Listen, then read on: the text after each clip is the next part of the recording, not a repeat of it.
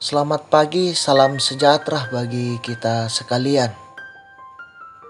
Kita berjumpa lagi dalam Renungan Harian Toraya, edisi Sabtu 4 Juni 2022. Kita akan melakukan rencana dan tanggung jawab kita hari ini. Mari saudara-saudara, kita bersekutu membaca dan merenungkan firman Tuhan. Sebelum itu kita berdoa. Terima kasih Tuhan atas kasih-Mu kepada kami. Engkau memberikan hidup yang baru kepada kami.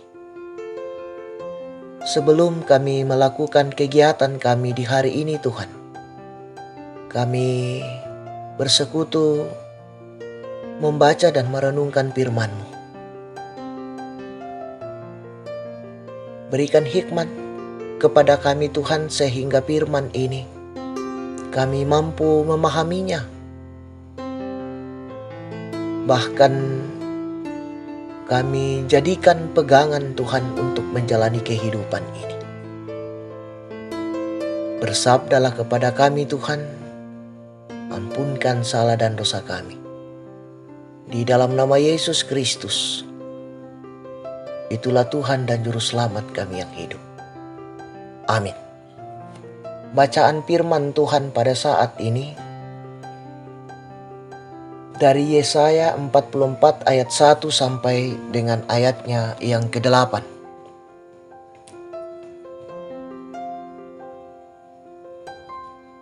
Firman Tuhan yang akan saya bacakan pada ayatnya yang kedua. Beginilah firman Tuhan yang menjadikan engkau, yang membentuk engkau sejak dari kandungan, dan yang menolong engkau.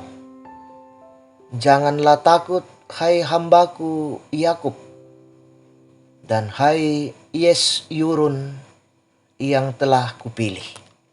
Amin. Dari kitab Yesaya pasal 44 ayat 1 sampai dengan 8 diberi tema perenungan kita pada saat ini. Allah tetap mengenal kita. Allah tetap mengenal kita.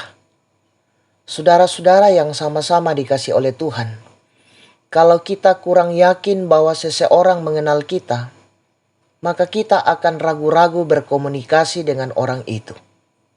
Bahkan kita bisa berusaha menjauhinya.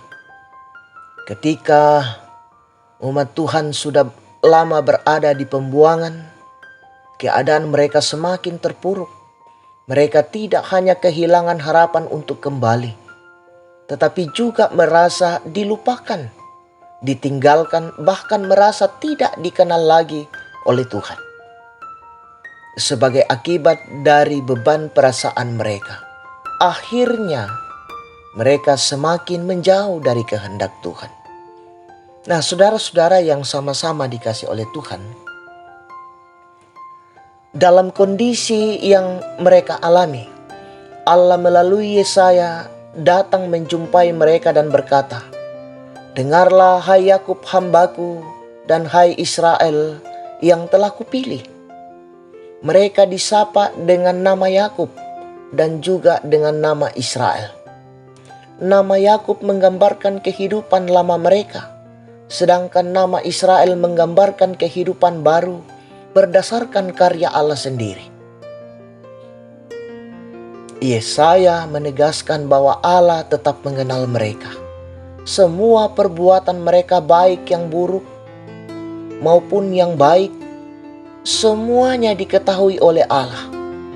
Mereka sepertinya sudah tidak mengenal Allah, namun Allah tetap mengenal mereka sebagai umat yang telah dipilihnya.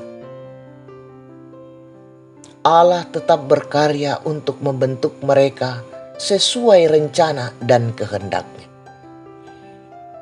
Saudara-saudara yang sama-sama dikasih oleh Tuhan, jika Allah tetap mengenal manusia walaupun tetap berdosa, apa yang seharusnya dilakukan? Bacaan kita di ayat 5 memberikan petunjuk bahwa sebagai umat yang tetap dikenal oleh Tuhan, maka seharusnya kita tetap mengakui bahwa kita adalah milik Tuhan. Harus disadari bahwa tidak ada yang tersembunyi di hadapan Tuhan. Banyak hal yang kadang menekan hidup kita sehingga kita kehilangan pengharapan. Karena itu ingatlah selalu bahwa dalam kondisi apapun Allah tetap mengenal kita. Terpuji nama Tuhan. Amin. Mari kita berdoa.